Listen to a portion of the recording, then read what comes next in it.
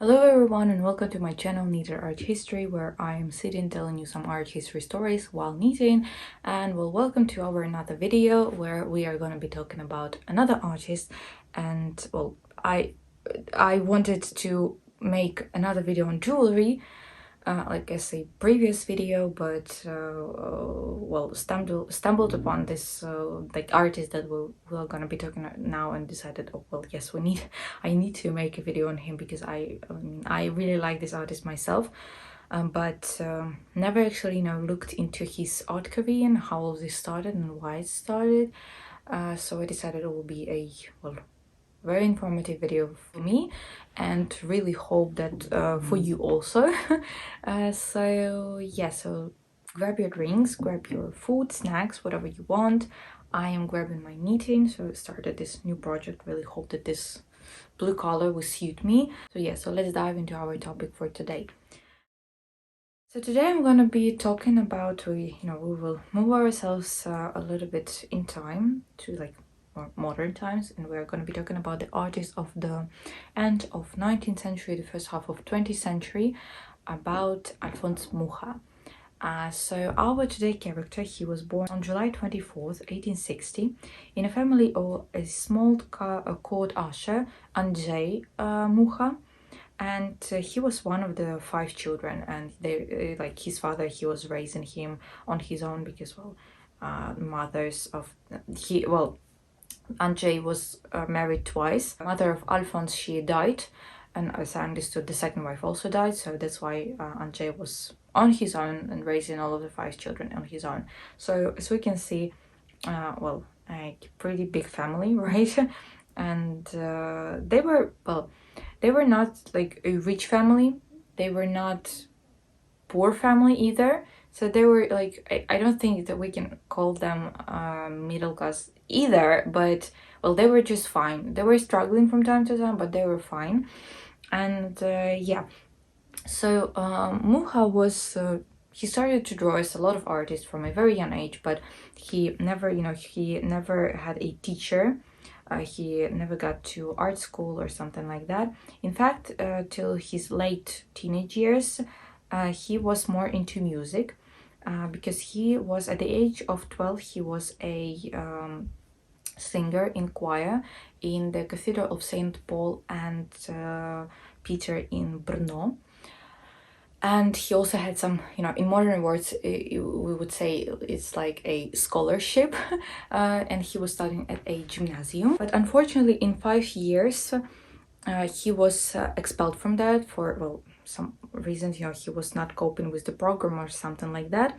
And so now it's like 5 years, it's like he's 17. Plus, you see, he was also expelled from choir because his voice started to crack, and he was not so important anymore.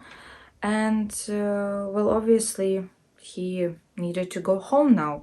But before going home, Mucha decided to visit his friend in the city Uste nad Orlice, and in this area, not in this direct city, there is a church of Saint Vinceslav, and here he saw some frescoes that were created by an artist, Jean Umlauf. And it is believed, so this is more on the rumors side, that it was like a turning point in him, where he got so inspired by that, and he saw that, oh, I can make money by art, by creating paintings, something like that. And and from this point he decided that he would become an artist. So he came back home, and well, Alphonse's father was also pretty supportive of that, because he could see that his son really indeed has a talent for painting, and he really could create beautiful things, and he believed in him so much that he actually wrote to the Prague Academy of Arts and asked them to take him for studying. But unfortunately, unfortunately or fortunately, we don't know that, obviously, because you see, maybe if he would get to Prague Academy, things will go completely different direction. But he was not accepted there, because the Prague Academy, they really didn't like appreciated his style, because he was already working in new style. He had new visions, and you see, academy is the place with rules. You need to follow rules, because academical genre style is, you see, they have everything fixated, the compositions, the colors, the subject, everything. So it's not a very creative genre, and you don't have a lot of freedom in this, and you don't really have a lot of freedom in academies. So maybe fortunately he was not accepted there, because you see, this might have influenced his style, and maybe we would never see this unique MUCHA that we have now. But he was so he was not accepted, and well, he needed to work because he needed to help to provide his family, well, or at least himself, so his father will not be worried about him. And he worked for a few years in court also, like a clerk. But on his free time, he was doing some theater decorations, he was doing some theater posters and all of this. Well, basically being a designer, illustrator in modern words. And then in 1879, when he was 19, MUCHA was accepted as an apprentice of a set designer in the, sorry for this pronunciation that I will give you, this name, but the name is Kautsky Brioche Burkhardt Theater Company, and they were situated in Vienna. So our artist moved to Vienna. And well, in the evenings when theater had place, MUCHA was visiting like evening art school, or he was going to see some exhibitions of modern artists. And one of his favorite artists, if not the most favorite artist, was Hans Mccart. And Hans Mccart was a recognizable leader of Vienna art life, and he was a pretty unique guy. It was a unique style, and except of being a painter, he was actually a designer also. So he was designing furniture, clothes, interiors, and all of this stuff. And he was so well known and so recognizable that people actually even said, like, named his style as Mccart style. And we would see the same thing with MUCHA in the future, so remember that. But unfortunately, he worked there for not a very long period of time, because in 1881 the Vienna Ring Theater, that was the main customer of this company, I will not even try to name it again, this theater burned down. And well, this company was left without any work, and they needed to shut down. They closed. So a lot of people got out without work, and MUCHA was one of them. So we can say with light heart and no money in his wallet, he decided that he need to quit, because he haven't saw anything that he can do in Vienna anymore.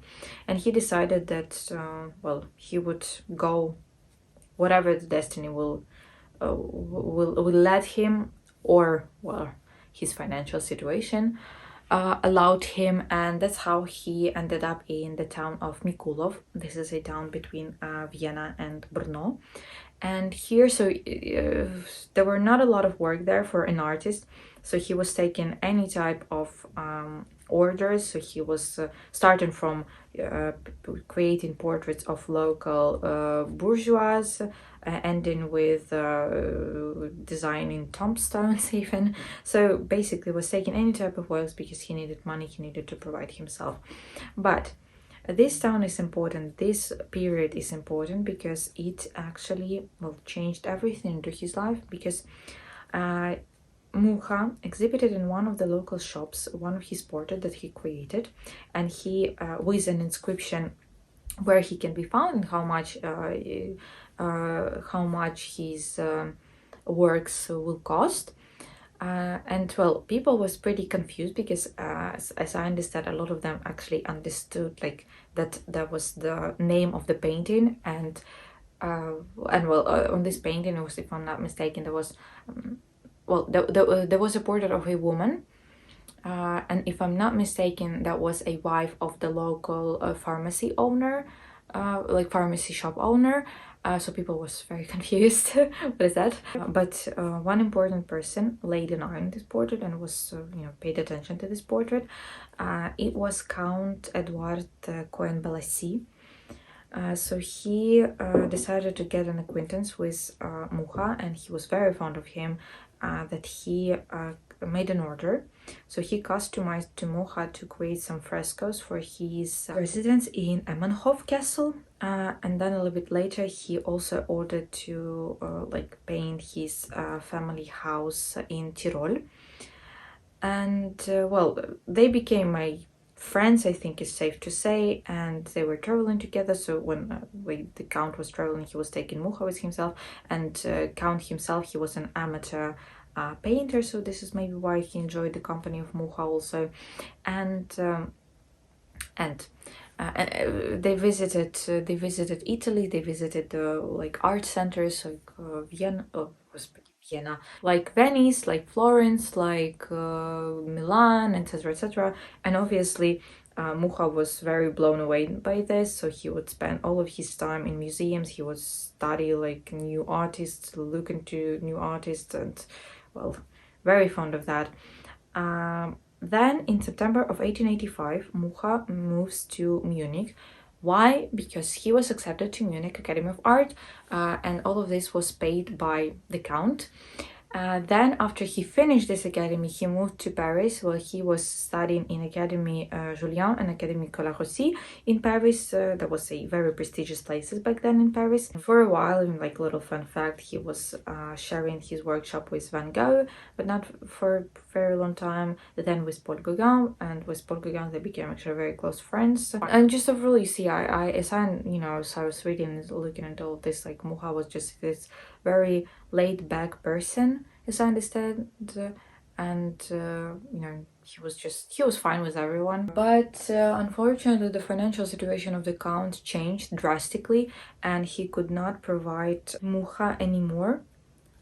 So well, Alphonse found himself broke basically, but he decided not to leave Paris. He stayed there, and he was again taking every type of work that he could. So he would create business cards, posters, theater posters, some restaurant menus, some invitations, etc., etc. Well, basically everything that needed some images and pictures on them. So he was doing that. A little bit better situation started for him when he started to work for magazines, popular magazines. So in 1890, 1891, he was working for a popular magazine that was posting novels, La Vie. His works even was displaying on the cover of the magazine sometimes. Another magazine was Le Petit Français Illustré, where he was creating some dramatic historical scenes, and etc., etc. But he was a lucky guy, actually. The luck was on his side, well, almost all of his life, and we will see this in the next episode of his life. In 1894, artist finally drew a lucky ticket. So a year prior, in 1893, a pretty famous actress, I think, she's like this iconic character, like everyone knows his name, but not a lot of know how she looks like and her works. But I think we can put her in one place, in one row with Marilyn Monroe and something like that. So I'm talking about an actress, Sarah Bernard. So in 1893, she turned back to Paris after the world tour, and she decided that she wants to open her own theater. And well, this is exactly what she did. So she paid 7,000 francs just for a second, enormous sum. So she paid this money, and she opened her theater that was called Théâtre de la Renaissance. And for the next 6 years, she was artistic director for this place and a leading actress, obviously. So Bernard delved into all the details of theater life, and one day she faced a problem. Posters for the renewed showing of the play Gismonde were not ordered in time, And in fact, there was actually a Christmas period of time, and everyone declined to work on this order except of Alphonse Mucha. Alphonse Mucha at this time he worked in Le Mercier printing house. So Mucha rented a top hat, a tuxedo, went to the theater for a play, and created a poster in just one day. And well, the result horrified the head of the Le Mercier printing house, the Brunhof. But Sarah Bernard, she was very surprised. She adored this work. You see, Sarah Bernard was already 50-year-old at this period of time. So the 50-year-old actress appeared before the audience in full height. So, you know, beautiful woman with like full of straight, full of life. Of like a real object of admiration and respect. As the journalist Jérôme Doucet, he wrote, this is a triumph of silk, gold and precious stones, this wealth thrown on the dubious sweetness of the walls of our city. So this is how the partnership with Sarah Bernard started. And she, well, obviously she wanted to meet Mucha very badly. And they met up. Sarah offered him a contract for 6 years, under which he became a decorator and costume designer for this Théâtre Renaissance, as well as the creator of all of the printed production, so the posters, booklets, and well, etc., like well, everything that theater needs. And that was a very lucky offer for him. Was a very good time for him, because by this contract he was gaining 3,000 francs per month. So can you imagine, a very good sum. Except of that, he had 1,500 for each new poster. So the theater was blooming, and after a few years, even this theater was not referred to as Théâtre Renaissance. It was just called Sarah Bernard Theater. The size of the posters of Mucha was enormous. So they were elongated on this Japanese manner. So they were sometimes 2 meters high, sometimes even more, and they were printed on 2 sheets of paper. And these posters were so good, so amazing, and he was depicting Sarah as, well, such a angelic creature, I will say it even like that, that every time that these posters was placed, on like different places, some people were so fascinated that, they would try and they would cut, or they would try to basically, I think we can call it stealing, actually, steal these posters or cut off the image of Sarah really carefully, because they wanted these posters so bad. And well, Sarah was not a stupid woman for that. She was like, well, okay, so we have this type of problem, like we can see that this is what people like, that is what people want, so why not, well, create our merch, well, in modern words, as a lot of people are doing now, a lot of like influencers are doing now. She said that, well, from now on we will print the production, well, the posters for the advertisement, and another part of the posters will be printed for selling in the theater.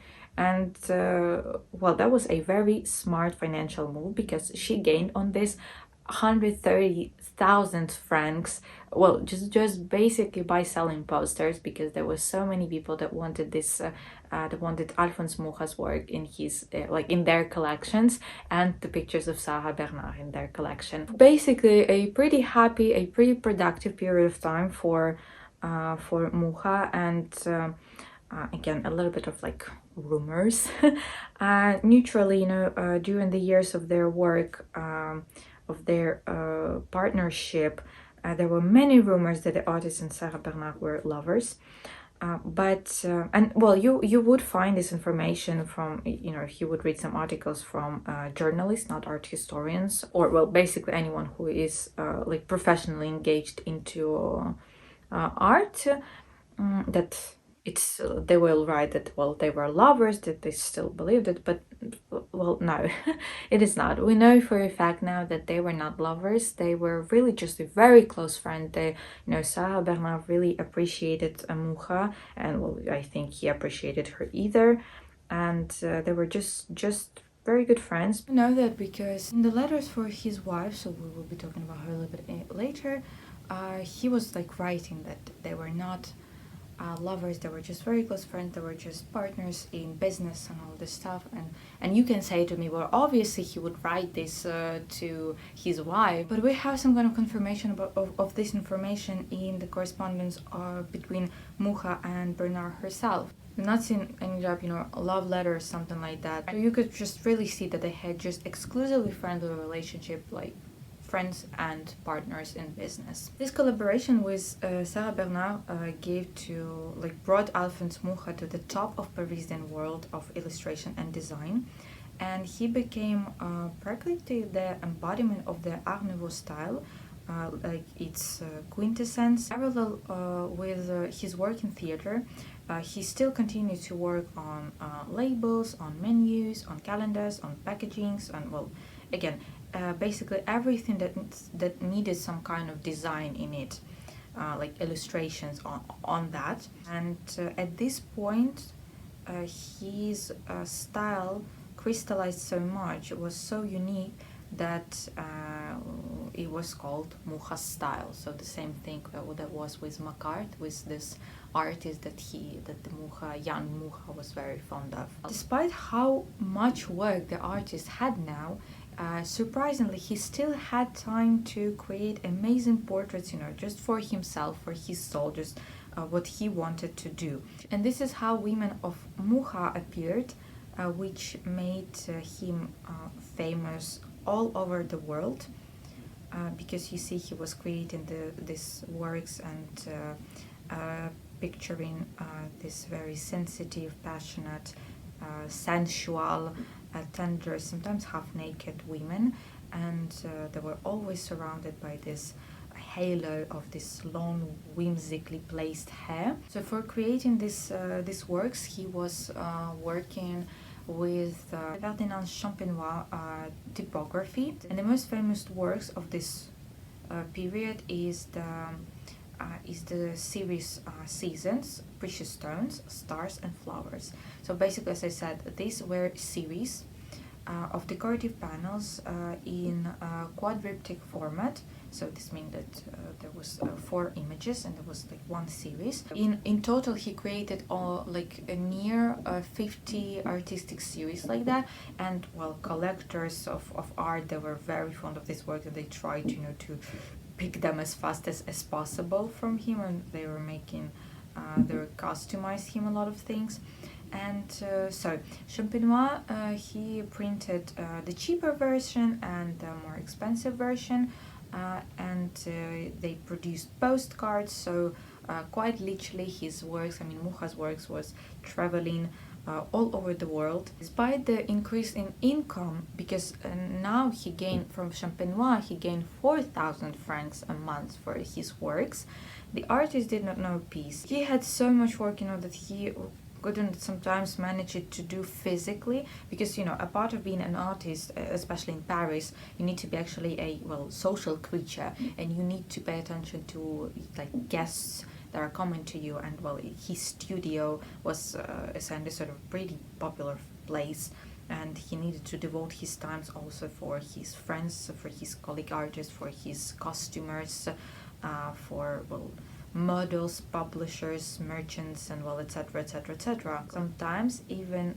spiritualistical seances were held in his studio, which was very interesting thing. And it seemed that it was difficult to surprise the capital of France, the place that became the center of art in this period of time. But women of Mucha, with a pronounced Slavic appearance, went into the world directly into huge circulation. Also became then a part of the symbolist group Salon of the 100. Its members included such famous artists as Henri Toulouse-Lautrec, Pierre Bonnet, Eugène Grasse, also poets Paul Verlaine and Stéphane Mallarmé, and etc., etc., etc. So in this period of time, artists had a lot of orders, a lot of things to do, and was pretty in a very good financial financial situation, so he could afford, well, buy whatever he wanted. He could afford to buy every beautiful thing, you know, that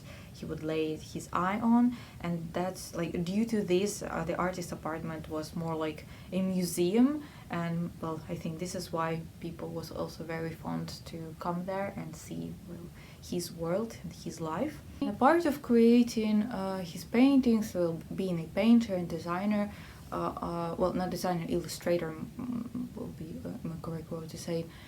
He was, well, a true person of Art Nouveau period, and he actually created also some jewelry, so I will mention about this a little bit.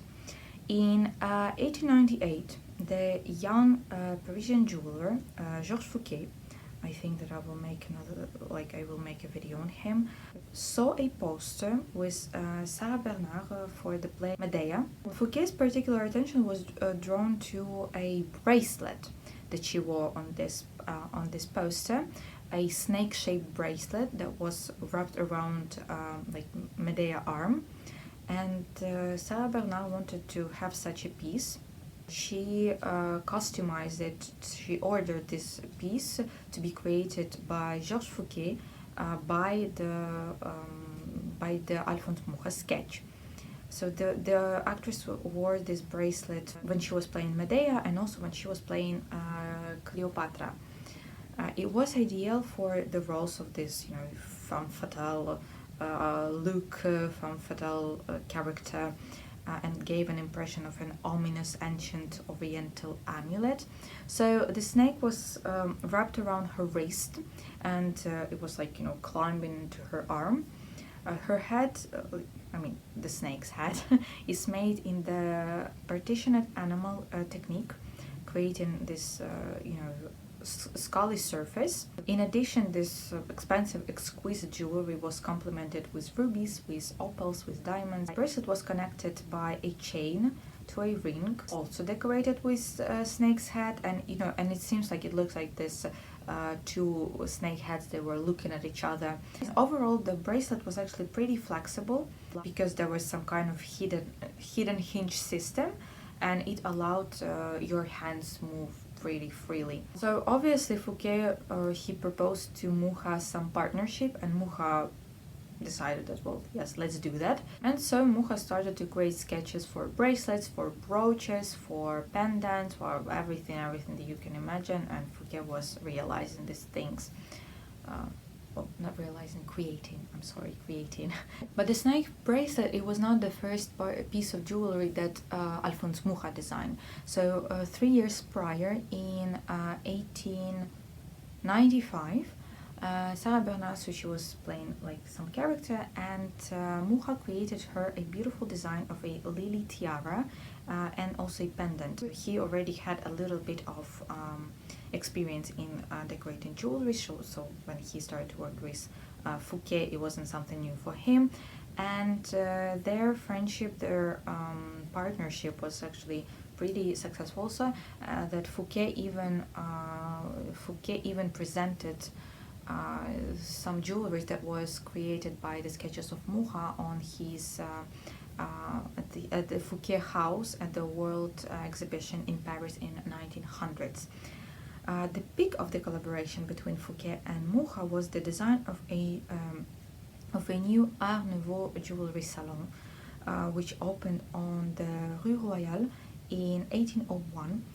So the public was delighted. The public was very surprised, and they were very They really liked the place because the facade was decorated with luxurious women of Mucha that we know now. The interior was filled with decor with floral and neutral motifs, so he created fountains in this style. He created fireplace, exquisite furniture, bronze sculpture, original showcases, stained glass windows, and, well, everything that you can imagine. But you see, despite this brilliant success that he had in Paris in this period of time already, and being a very well-known artist and respected artist, Mucha was not completely happy.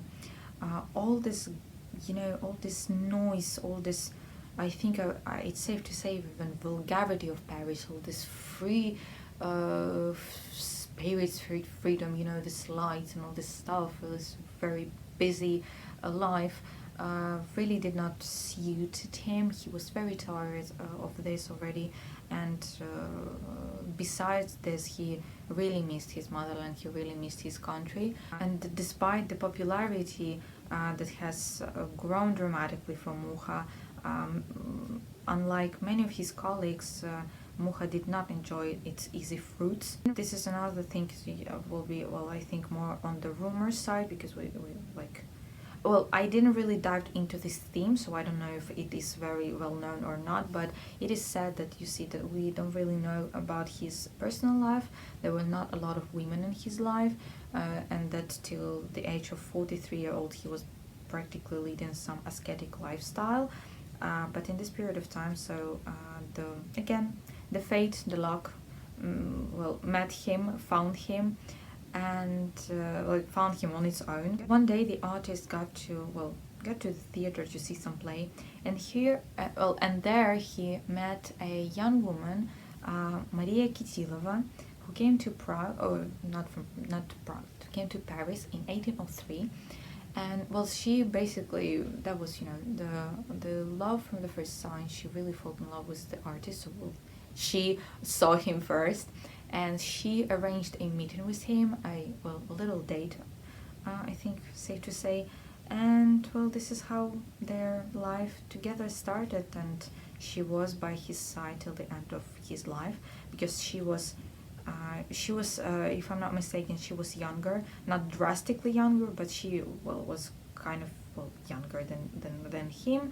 But they stayed together. She was very in love with him, and as far as I understood it, as far as I was reading and seeing this, that he was also in love with her, pretty much. And in letters to he was calling her not Maria, he was calling her Marushka, this soft, affectionate, nickname.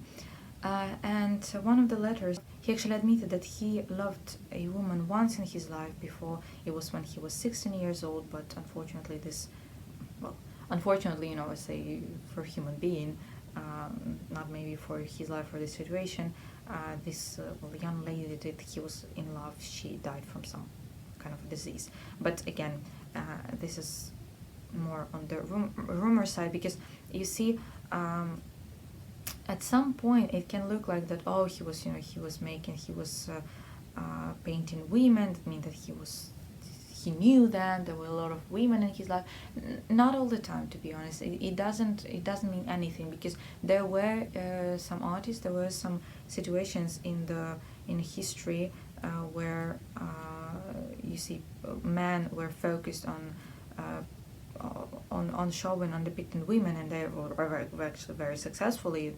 They were creating amazing images, amazing characters of the women, but they were virgins, for example, for the whole lives. They were never in love. They were very shy. They were very, they didn't knew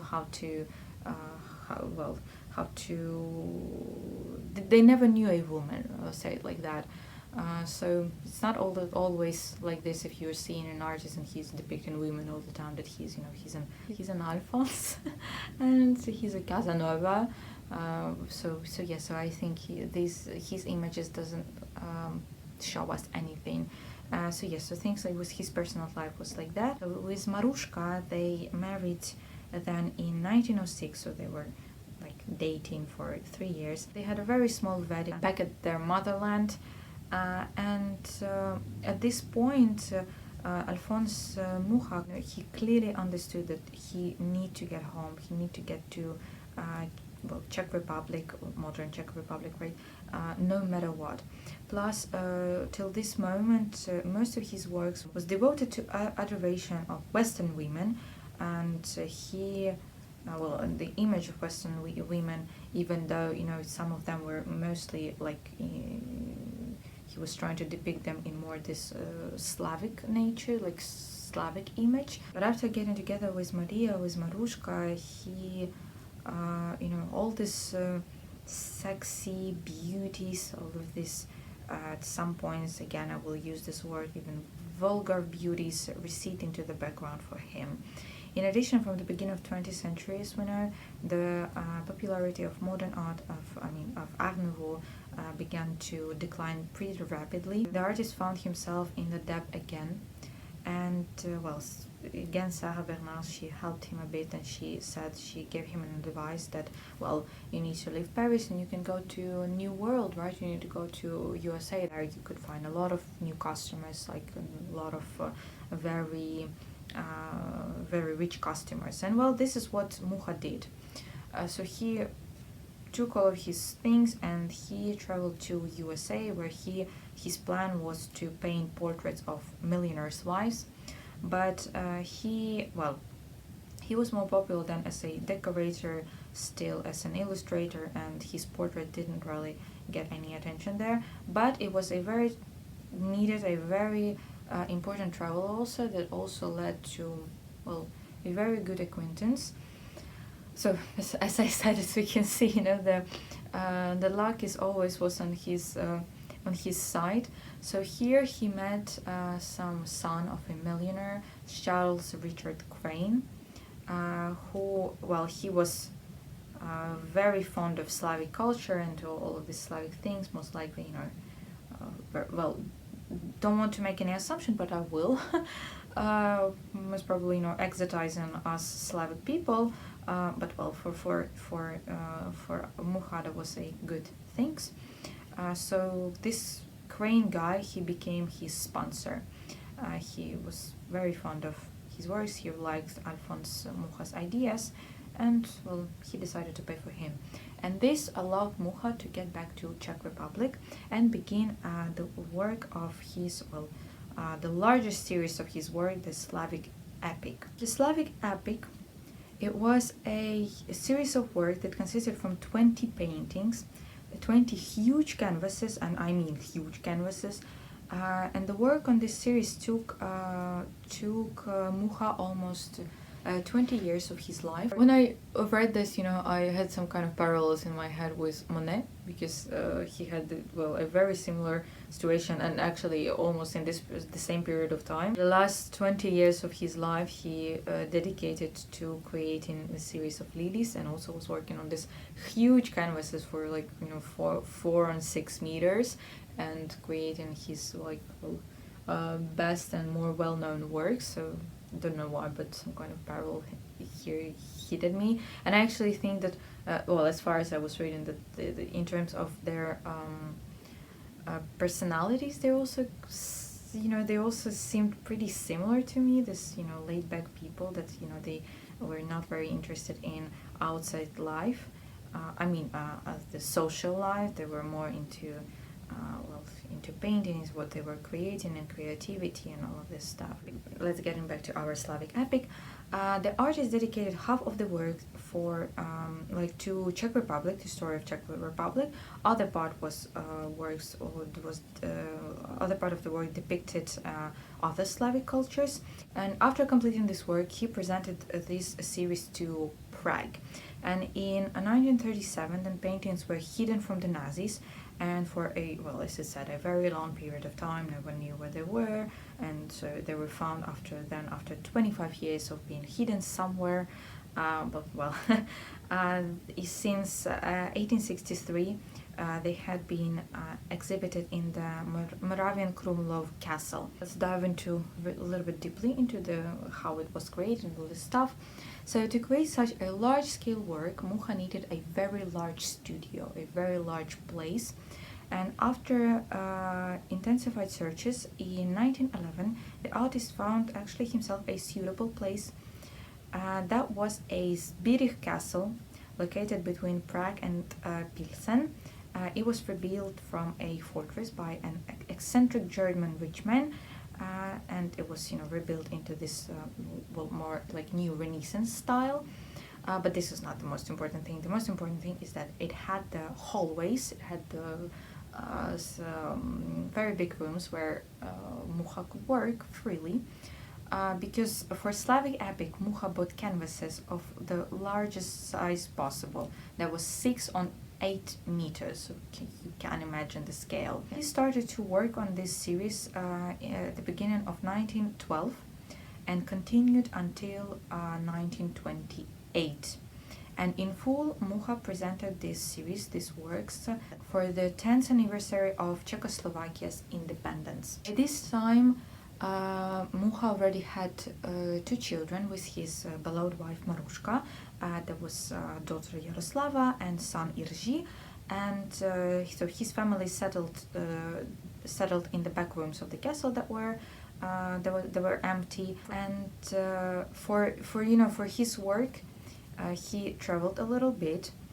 He got to Poland, he got to Galicia. Galicia, this is part of Ukraine, west part of Ukraine. Also, he got to Balkans, he traveled to monasteries in Greece, and well, etc. And then, armed with facts, with photographs, with sketches, Alfons Mucha began to work on, well, maybe the main work of his life, I think it is safe to say. So as I said, he dedicated 10 canvases to the history of Czech Republic.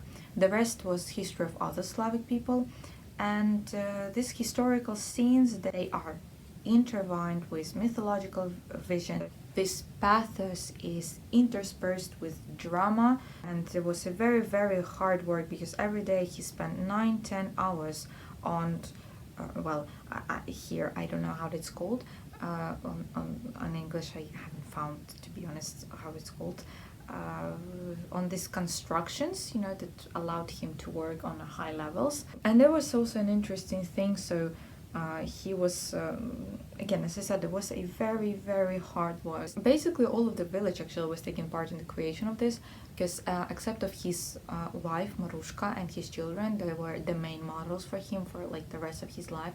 He was also inviting some villagers. He would he would put them in the costumes.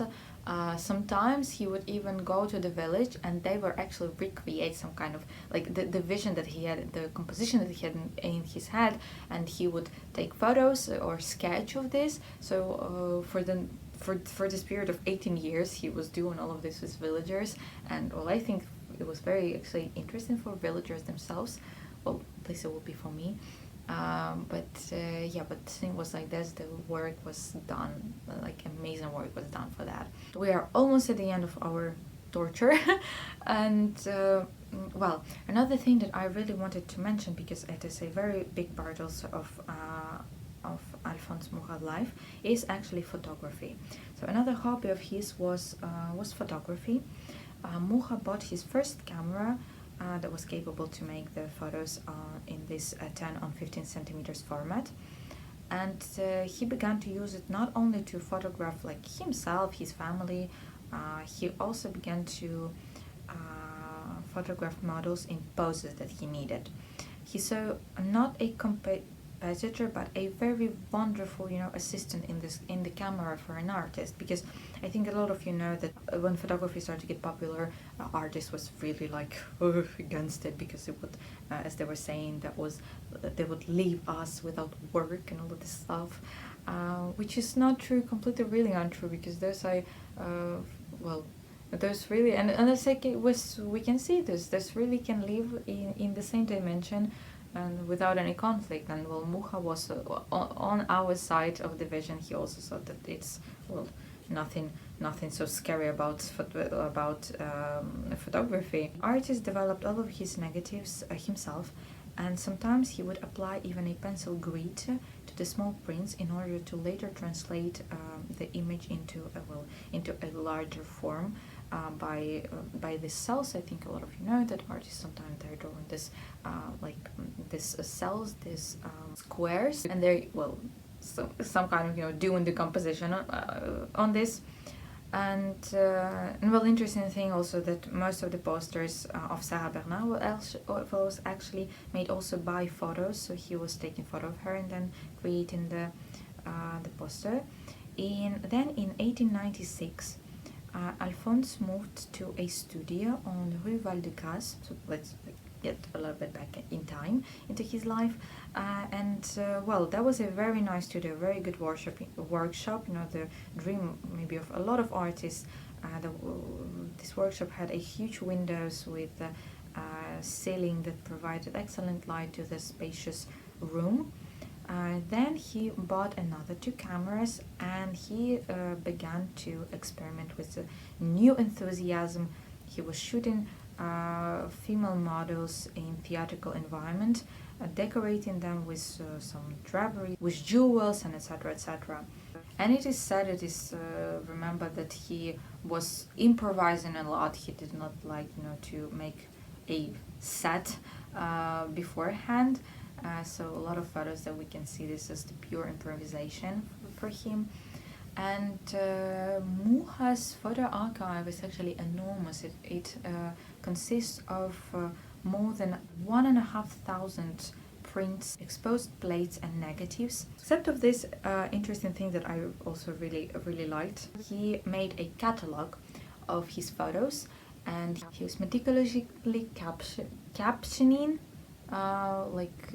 all of the photos that he was taking, and there was a very practical captions. So I found some of them. So for example, Mademoiselle Giselle is very beautiful, blonde, strong build for a menu from Nice. Mademoiselle Laude, thin, short for champenois pastels. Bertha Lavernier, good naked, brunette, good from behind. Madame de Nevers, young, slender, beautiful naked body, small breasts, back, hips are beautiful, legs too. So you see, so he would write this type of things, and then he would use these photos, use the poses that they were in, use how they are. Well, I mean, obviously, I will show you I will show you the examples of that. And sometimes he would create like a collages, and he would put different pictures, different photos into like one composition, and he would like build up composition with these photos. So this was a very important, a very helpful way for him to work. Before, well, we will kill our character today. A little fun fact: in 1890, Alphonse Mucha took a very important and very urgent order, and not from anyone else, any like rich man or something like that. He took an order from government of renewed Czechoslovakia, of independent Czechoslovakia. So it included the development of coat of arms of the new country, and forms of government documents and postal correspondence. He also designed a money. So on April 15, 1990, the first 100 krone banknote was issued. Then he also designed the banknotes for 10, 20, 50, 100, and 500 kron.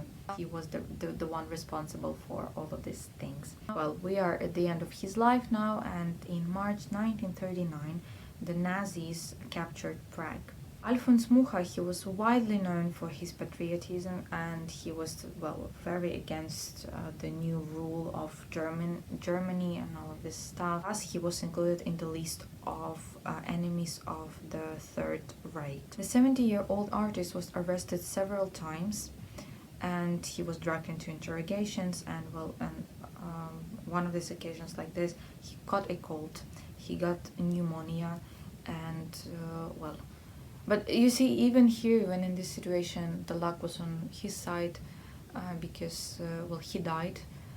It's not lucky, but at least he did not die, in a cold cell on his own. He died at home, near his beloved Marushka and his children. Well, tragically or not, you see, I don't know, maybe compared to what events occurred in the future, maybe not so tragically he died, but overall, because, it's a human life, and it's always tragic when a good human being die. So this is how his life ended. And again, I will repeat, at least he died near his beloved wife. So this is everything that I have for today. Hope, again, as I'm always saying, that you found something interesting for yourself, and you found these works very fascinating as I found them, and found something new for yourself today. And well, on the next video we will be talking about jewelry, most probably, because I know, as I said, most probably I will make a video about Fouquet or about another actually also a very popular jeweler back then in Paris, and he had also very exquisite work, so delicate and so beautiful, so amazing, another Art Nouveau artist. So well, stay tuned, and well, wish you a good morning, good evening, go to sleep if it's the middle of the night, whatever you are, and hope to see you in the next video. And again, wish you all the best for today, and wish you peace, and see you. Bye bye.